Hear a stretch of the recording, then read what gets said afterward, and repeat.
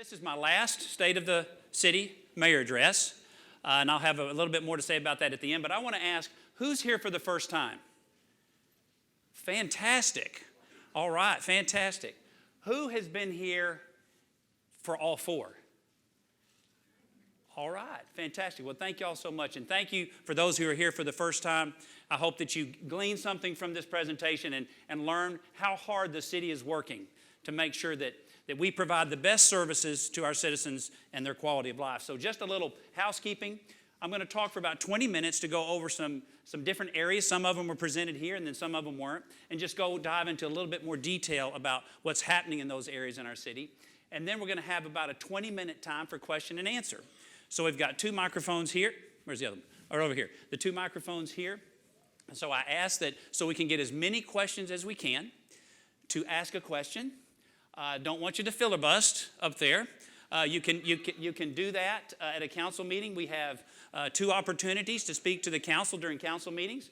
A regularly scheduled citizens report, which is 4 minutes.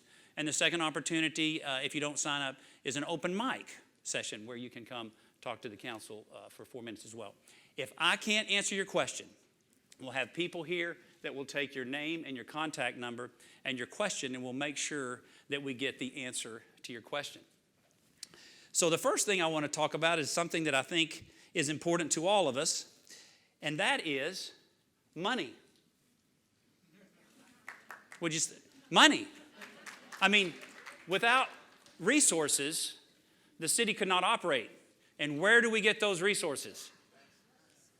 From everybody in this room and everybody that's in this city, from their property taxes that they pay, and also from the sales tax that they pay. So that is everybody in the city of Denton, and also for those who don't live here, who come to visit, who come to conventions, who come to different events, and they very gladly assist us in providing services to our residents. So it's important that we use your money as effectively as possible. And I cannot say enough, quite honestly, about our city manager, Todd Heilman. I think he's on, is it 3 years, Todd? Is it 3? 3 years. Todd's been here 3 years. He's assembled a tremendous staff, executive staff. And that executive staff has assembled a tremendous amount of support staff and directors.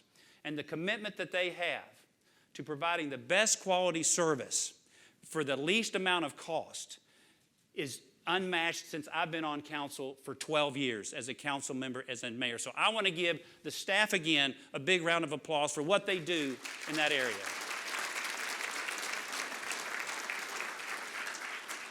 So I want to go over a little bit about what that entails at a little bit deeper dive. The property tax for this fiscal year, we reduced over 3 cents per $100 value, all right? And part of the reason, well, most of the reason is because assessed values have been going up so much. One other thing that we're proud of is that there was no increase in the utility rates this year. In fact, over the last 3 years, the council, together with city management, have worked hard to limit and basically eliminate any rate increases over the last 3 years for our utilities, our electric, our wastewater, and so on. This year, after we adopted the budget, we were able to lower solid waste rates. I think it's $3 a month for residential customers because of the fiscal responsible policies that are recommended from the city manager's office that council adopts. The council voted also, let me get to the next slide. See, I don't do well with these presentations, folks. One thing that has really occurred that has been unique to this budget year is city management decided how can we find additional sources of revenue without necessarily having to raise taxes. So they went on and they embarked on a journey to look at many systems in the city. Where are we recovering the cost to provide those services? Where are we recovering? Where are we under recovering? And how do we create a balance that better provides services to our community and also manages our resources more? Their ability to do that, they were able to provide $1.5 million of enhanced funding, which basically went to public safety personnel positions. Also, we had enhanced park maintenance, just over $500,000, And as you heard on the slide, we added $480,000 to our homelessness initiatives to allow Monsignor King Outreach Center to go from 3 nights a week and inclement weather to open the shelter to 7 nights a week, which is a huge accomplishment. Absolutely, absolutely.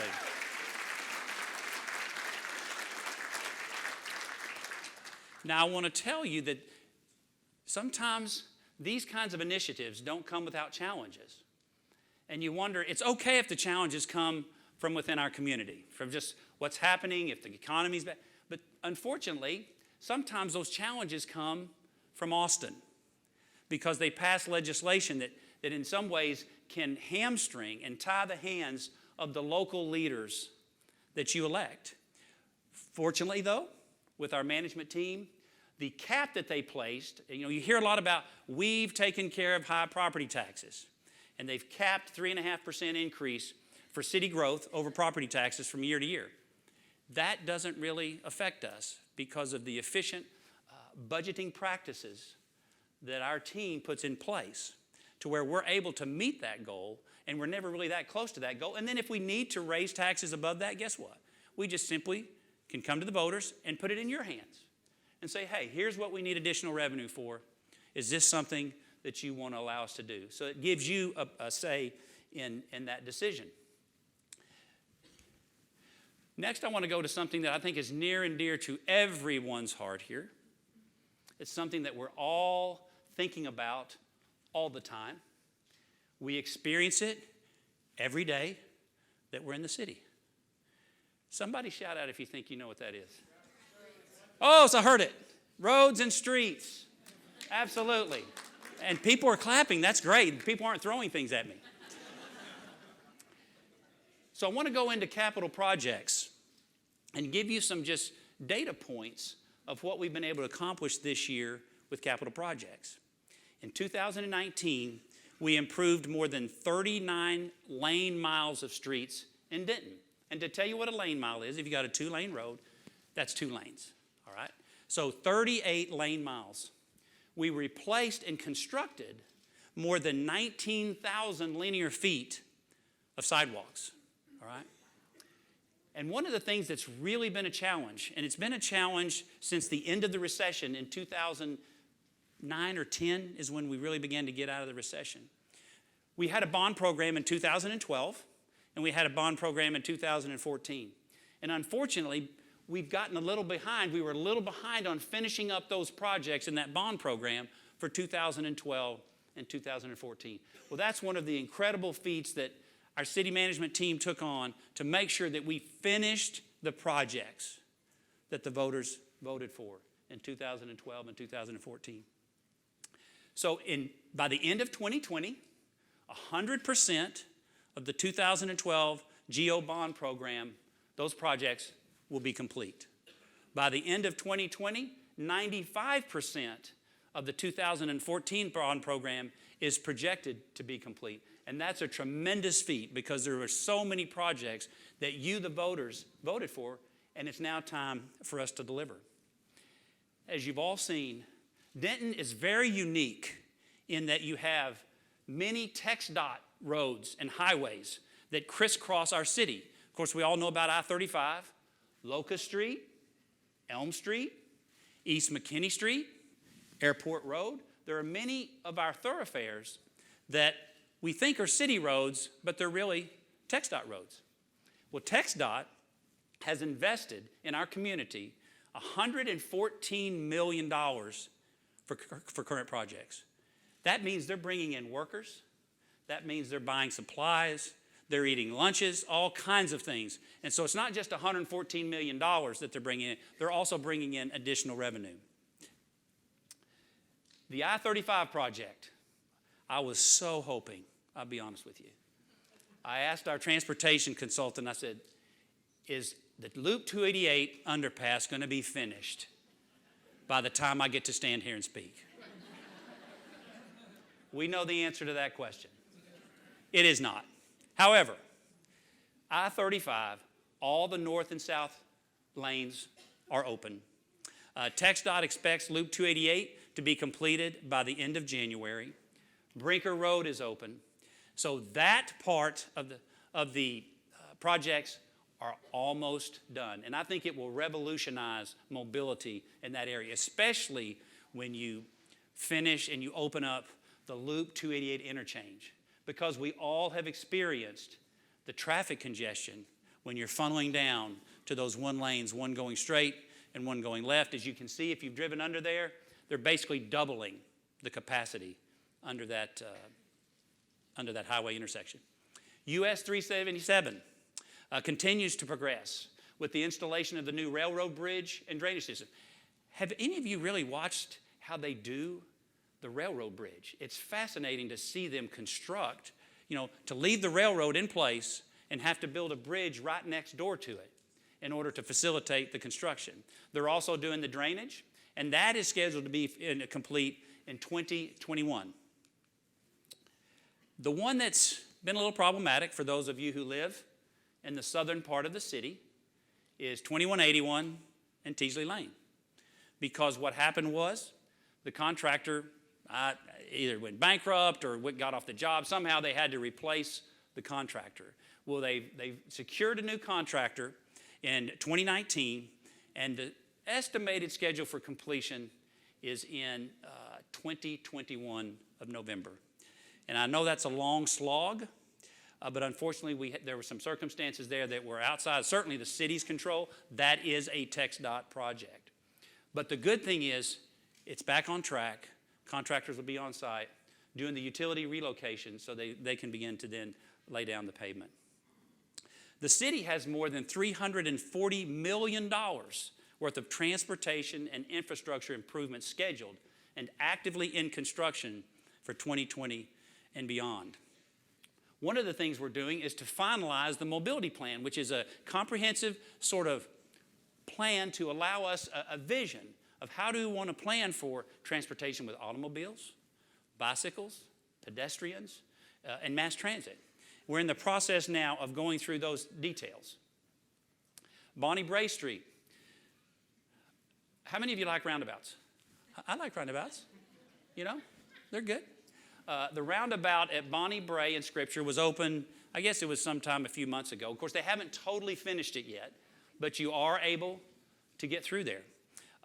So that's recently completed, and the expansion from Roselawn to Vintage is expected to be completed by May of 2020 now. I know that, just so that you'll understand, I do feel your pain because I live on Bonnie Bray, and I've got two probably 48 to 52 inch by 30 or 40 foot pipes sitting in my front yard. It's really not my front yard anymore. It's the city's front yard, waiting to be installed. But when that gets completed, that's going to provide a north-south thoroughfare, as an alternative. Plus, those funds, Denton is only having to match 20% of those project costs. I believe that's right, 20%, and the rest are RTR funds. But the expansion from Roselawn to Vintage is expected to be completed in May 2020. So I'm just going to tell you an interesting story that I found fascinating. So in order to put the water line in, it has to go under a railroad track. And I know I'm going to go over on my time because when she gave me the 10-minute card, you probably heard me stammer and I didn't know what to do there. So they brought in a boring machine to bore under the railroad track. You're talking a hole 20 feet deep, probably 20 feet wide. And all of a sudden it just stopped. Movement just stopped. And so I asked the guys, I said, what happened? Oh, they kept breaking, I think, the boring machine, the drills, going through the rock or something. I said, well, because I got some email update or something that says they're hand digging it. And I thought, okay, wait a minute. What does that mean? And it means exactly what they said. The casings were already in the ground for where they started, the metal casings that will support. And they had people there that were literally jackhammering underneath the casings for safety, obviously, jackhammering and pulling it out. And my understanding was, so don't hold me to this, I like the way it sounds, so I think it's accurate, but it might be a little embellishment. They made faster progress than they did with the boring machines. Isn't that interesting? That you revert to an old technique that they had to do through mountains and things, and we're able to get it done.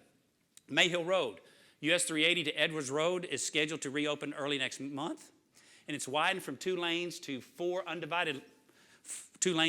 lanes divided.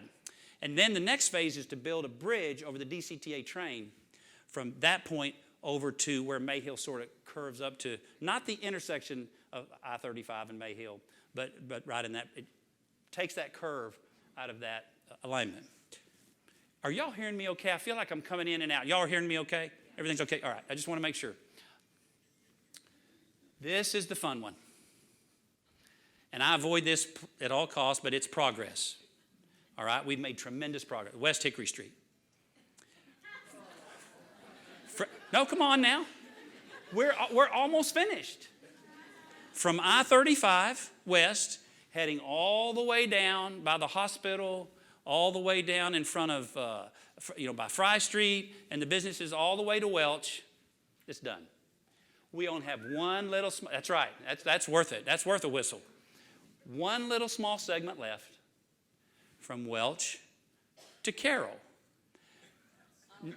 Now, from Welch to Carroll, in fact, when we were doing some training out at the fire tower, what I'll talk about later, we were in the ambulance, just stationary, talking about CPR, and somebody asked the question, how do you do this if you're driving down Carroll Boulevard? It was a joke, but they do it just fine. They do it just fine. But so that's going to be completed. They're starting on that. The phase is scheduled to be complete in May of 2021. Let's go to parks. We have spent a tremendous amount of energy, financial resources, and creativity for our park system. We opened the G. Rowland Vela Athletic Complex, a new soccer complex with 4 athletic fields, as we saw here on the screen. That had been a long time in the making. We've completed construction of the North Lakes Dog Park, a new 3.65-acre dog park. And I think that's still in my pocket. Oh, yeah.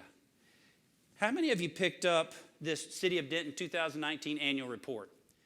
If you didn't, please pick it up because there's such great details and fun facts in here. And one of them that I remember was that I think it was over 3,300 animals were adopted in last year through the Linda McNabb Animal Care and Adoption Center. Absolutely.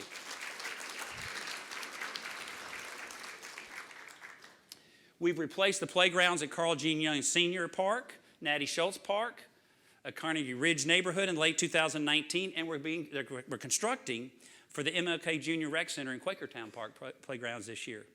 We were awarded a green ribbon grant from TxDOT for $773,000 for the beautification of Farm to Market 2499. And our latest acquisition is 72 acres of land in East Denton for a future city park. It's got a great looking pond on it. I told him I need to go out there and go fishing. The American Legion Hall is in the process. Well, it will undergo construction, and we're rebuilding that and renovating that facility. And McKenna Park will be improved, including additional walkways, landscaping, and a new playground. Of course, McKenna Park is now, there's a mountain of dirt out there from the Bonnie Bray construction. Razor Ranch Park is being constructed and deeded to the city out there at Razor Ranch. We're constructing a new tennis center that will include 12 courts and a pro shop. My understanding, some of those courts will be able to be converted to pickleball. Who knows what pickleball is?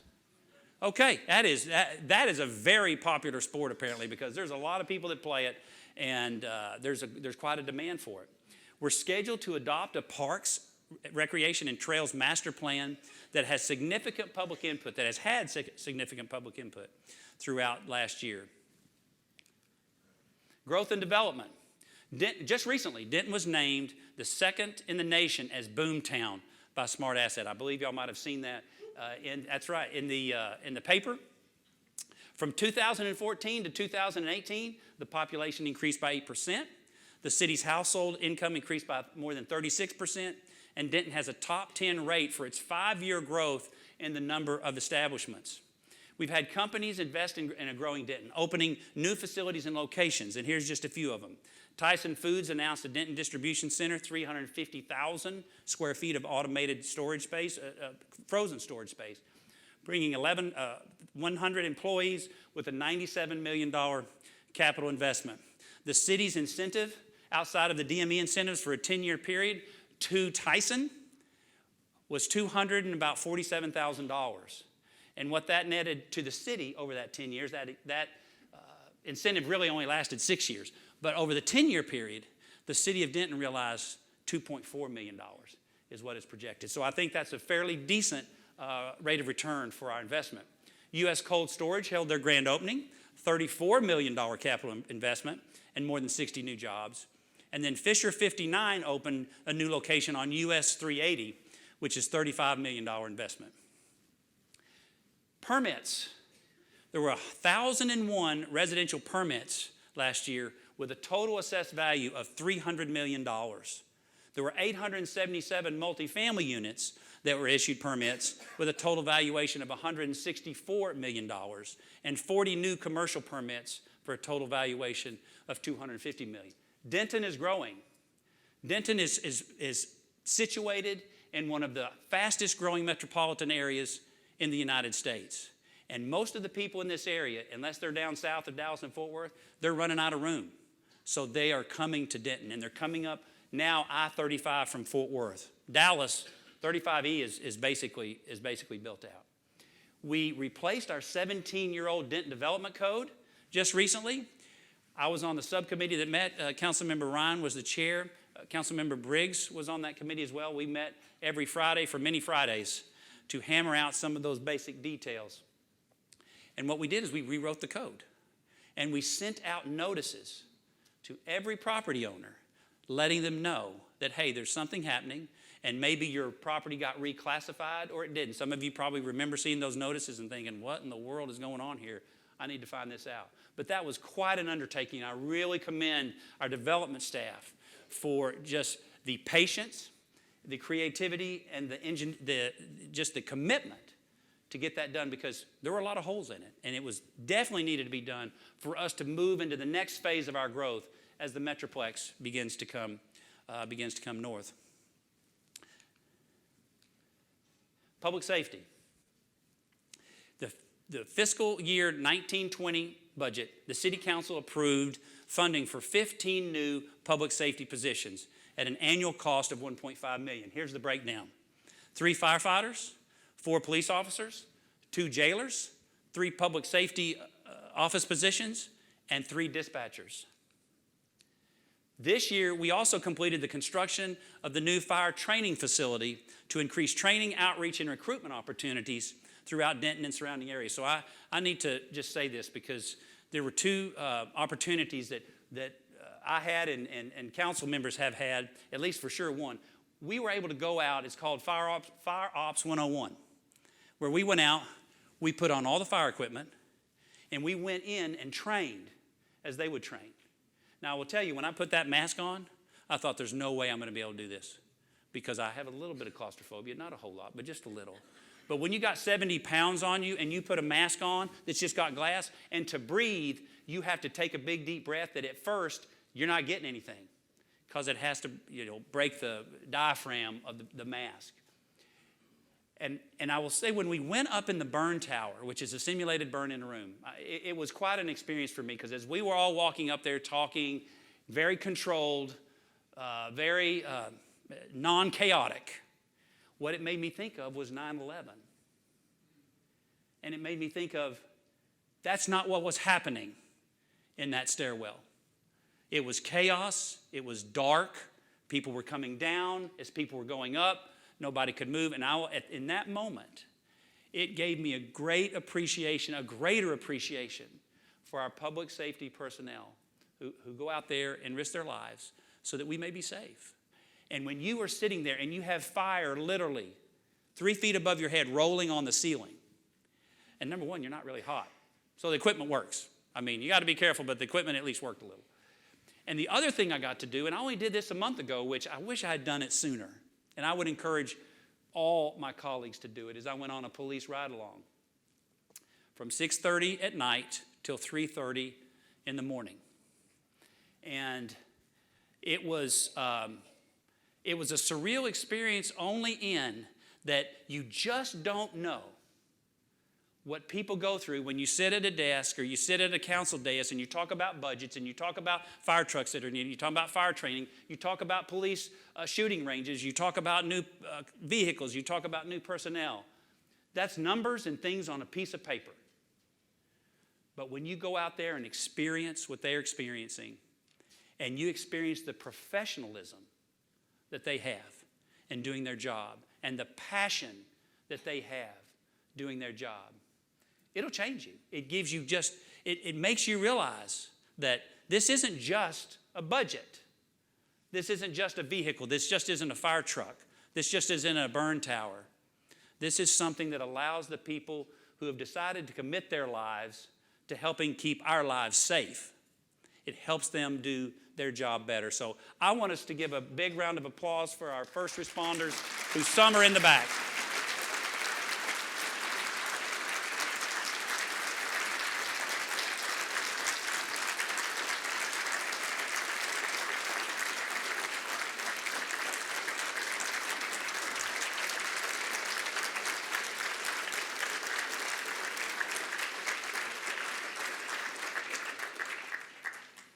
Thank you. And I will, when you are in a police car and they turn the lights on and the siren on, of course, I've never had that experience. Fortunately, not as somebody sitting in the back seat of one of those, but just in general, it is just an adrenaline rush you just can't explain. And I really see how people who commit themselves to that profession do it, because it's exciting. You're making a difference. And so again, thank you all for doing that. In November, the voters approved Proposition B of the 2019 bond program to approve $61.9 million in funding for the renovation of the existing police headquarters, construction of a new police substation on the south side of town adjacent to Fire Station 7, and construction of a new police indoor firing range. In addition to facilities the city is currently implementing. And this is a lot of money. This is one of those examples when you read it, you're like, what? Okay.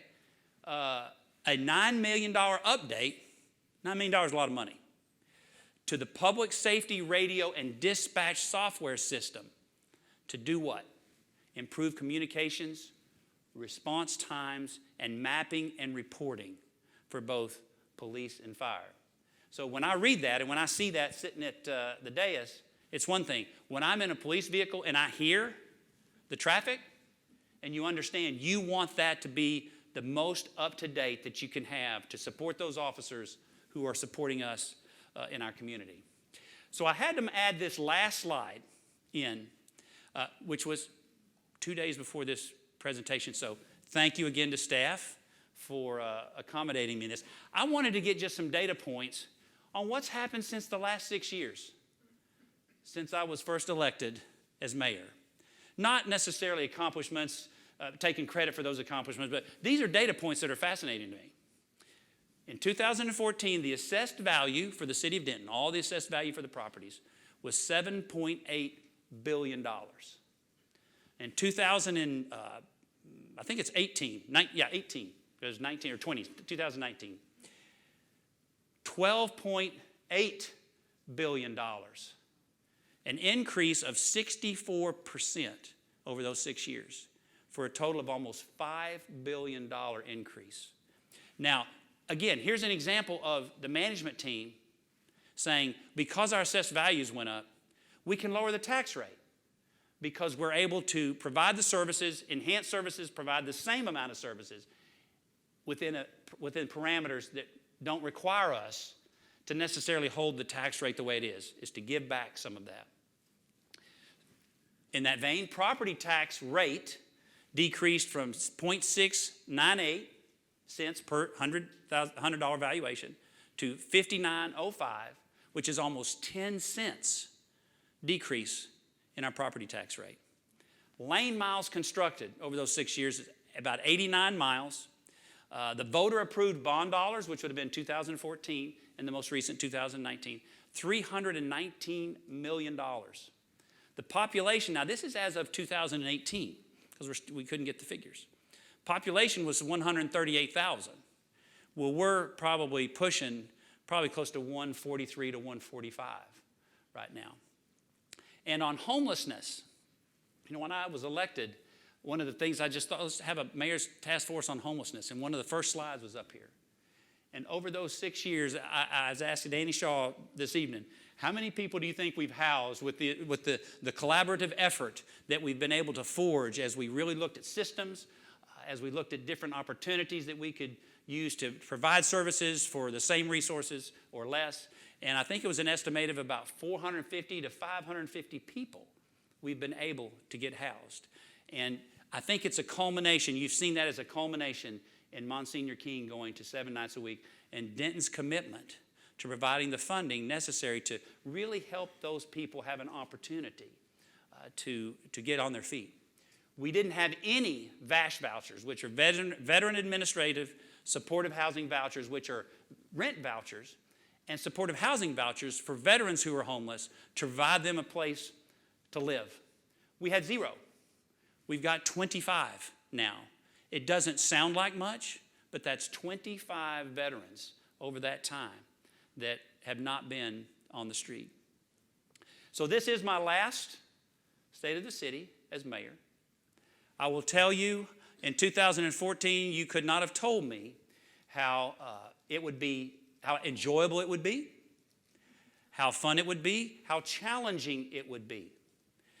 With all the different issues, with the community engagement. I mean, right now, I'm so thankful that the community is as engaged in city politics as they are. Because I will tell you, this is, when a city council makes a decision, it impacts you almost immediately, 14 days, all right? And it's unfortunate that in local elections, less people vote than in the others. It's been one of the most personally growing experience and professional growth that I've ever experienced probably in my tenure. And I think the biggest thing that I took from it, that I saw, that I knew, but I didn't really see it with my own eyes all the time, but that is how caring this community is and how compassionate this community is for its fellow human beings and also for its furry creatures. This community is a loving community. When people need help, they step up and they help. So we can have all different kind of political ideologies. We can have disputes and disagreements over a lot of things. But when I've seen people in need, and times people needed to step up, organizations needed to step up, they did it. And to me, that has been the greatest gift of this service to this community for me, is to be able to see that more clearly, to be able to appreciate it, and to also believe that, and to know that, thank goodness I had just a small part of that, because there's a lot of people in this community that work hard, hard, hard, hard. And they don't get any fanfare. They don't get any standing ovations. They don't get any accolades. And quite honestly, they don't necessarily want them. They just want to do what they need to do to really help their community. So that is what I'm most thankful for. And I look out here in this room and I see those people I'm talking about. So thank you for this opportunity to serve as your mayor for 6 years. It will be something that I will never forget. And it's something that I will cherish. And unfortunately, I'm going to say this. My colleagues won't appreciate this. But I'm sure there will be a time or two when I get to stand on the other side of the podium and share my own thoughts and feelings in a way that may be a little less encumbered than when I'm up there in the mayor's seat. So we're going to take questions now, and we'll just, thank you. Thank you.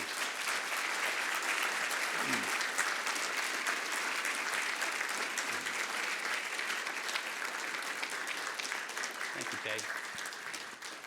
So the mics are open. If you will go behind the mic, and I'll try to rotate. Again, if you'll keep your questions concise, and I will try to give you the best answer I can. And if I can't give you an answer that's satisfactory, we will get somebody to get you those answers. And if you wouldn't mind, if you're okay with it, just maybe even just give your first name.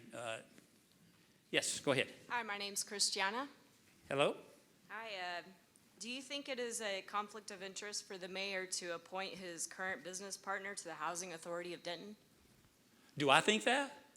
I guess not, because I appointed him. So, yeah, no, I don't. Well, it was a two-part question, actually. It's, Okay, sure. Are you satisfied with the Denton's current ethic ordinance, how it's written? Well, I think that's been pretty clear over the last few months, that the city council has given charge to the ethics committee to bring back recommendations for the ethics code. So they brought some back earlier, and we're waiting on them to bring back others. Thank you. Thank you, you bet. Yes.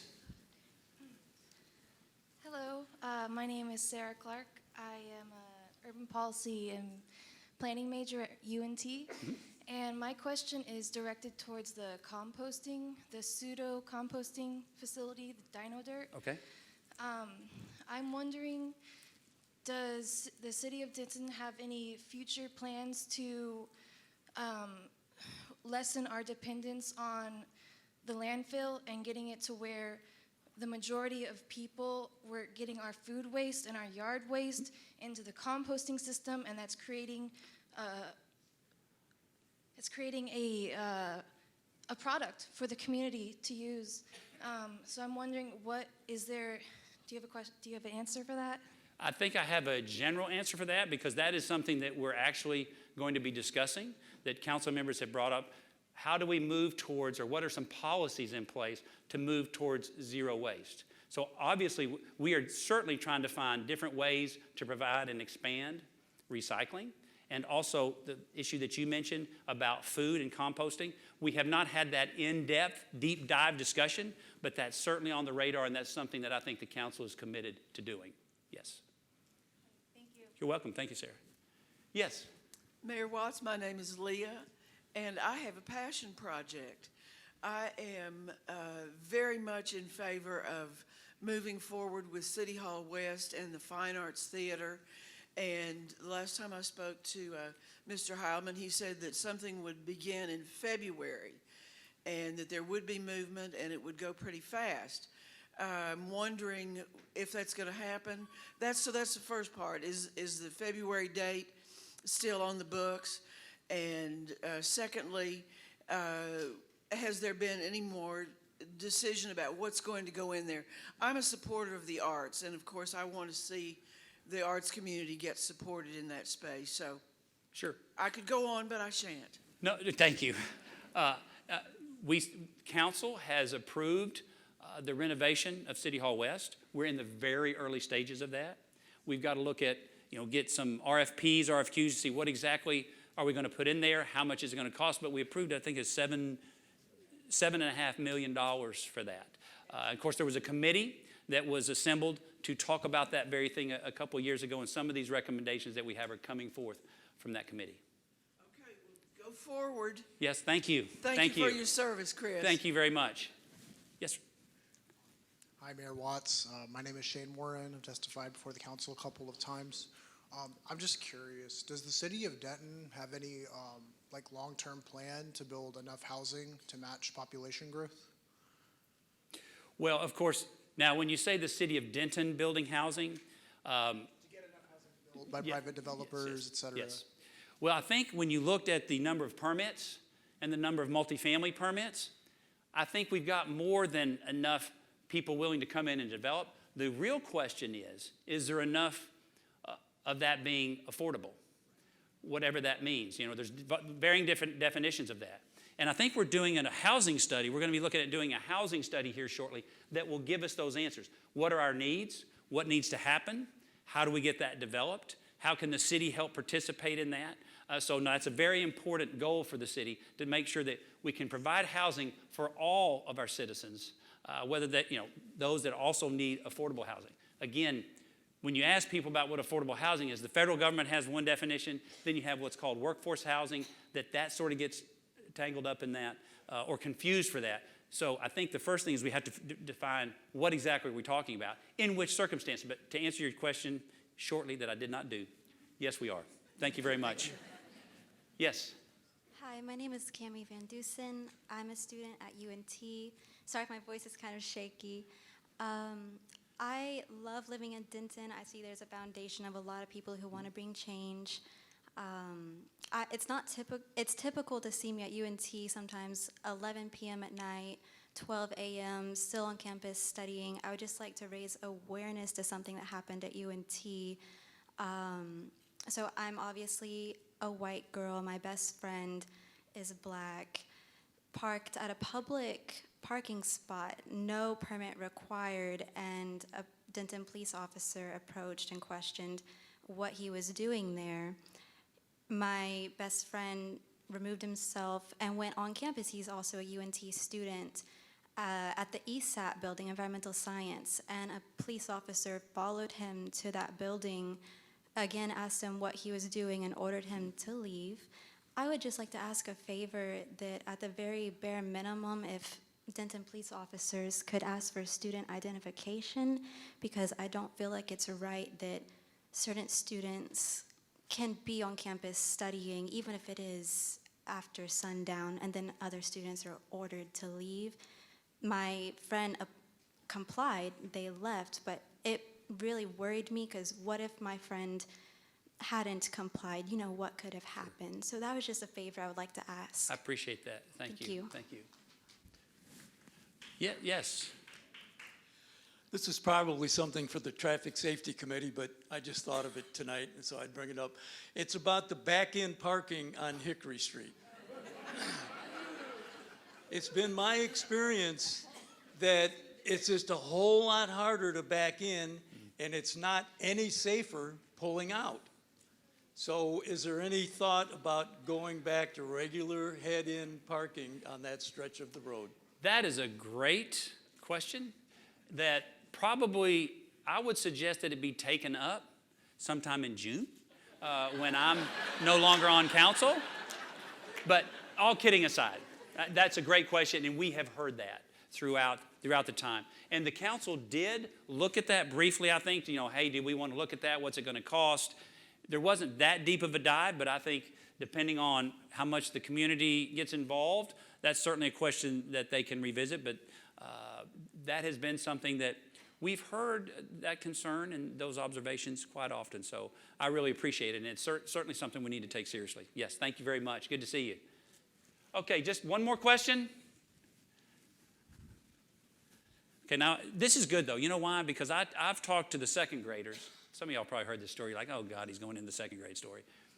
I talk to the second graders every year because that's when they start studying government. And so they'll come to the city council, and you've got 100 second graders in there. And what do you think happens when I say, does anybody have a question? Every hand goes up, and everybody comes out of the chair. But they have some interesting questions.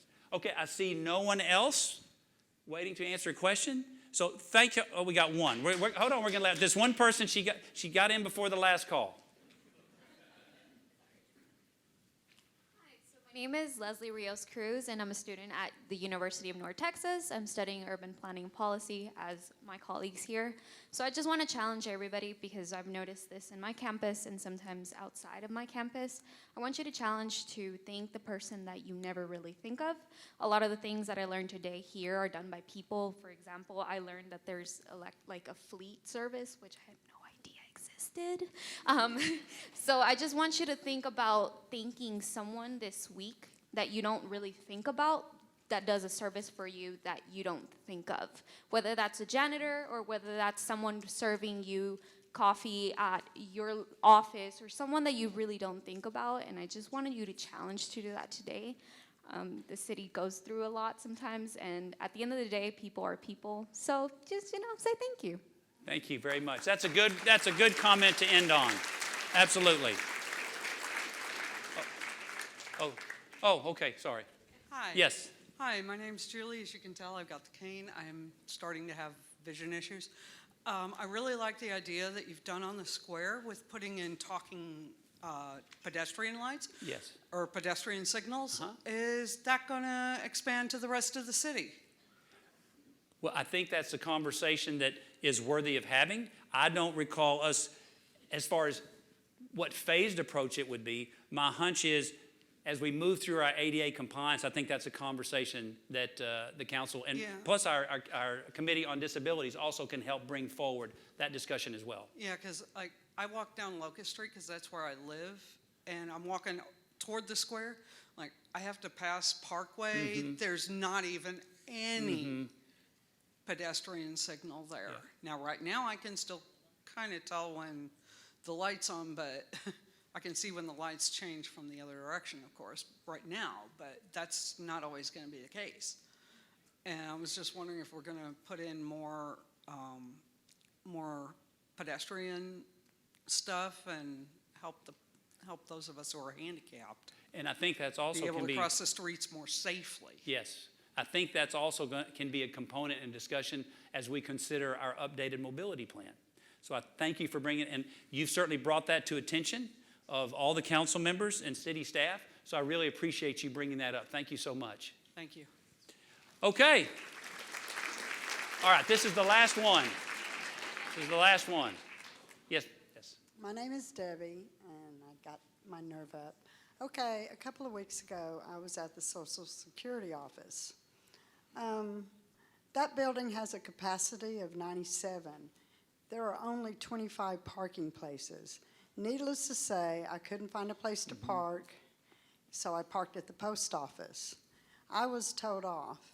Cost me $188 to get my car, and I can't help but wonder how many other senior citizens and other people in this town have been towed off from what looks like 2 government offices and towed off from there and can't afford to get their vehicle back.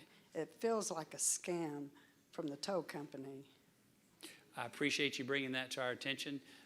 Those being government offices, U.S. government offices, the city doesn't have much jurisdiction over how they handle their parking lot, but I can tell you I will make sure I make a call and report that problem, because that not only happens in Social Security, but also there's some times where people think that there's paid parking lots or unpaid parking lots, and they're paid and people are getting towed. So it's a problem we need to continually look at in the city. So I thank you so much for bringing that up, and I'm sorry for your inconvenience and the cost to you in that regard. I'm going to fight it in court, but it needs, I mean, this is a growing city, you know, and there's 25 parking places. Come on. It's just not enough. Sure. All Well, right, thank you. Thank you very much. Thank you all for coming. I hope you gleaned something from this meeting and you've enjoyed your time here. Thank you so much.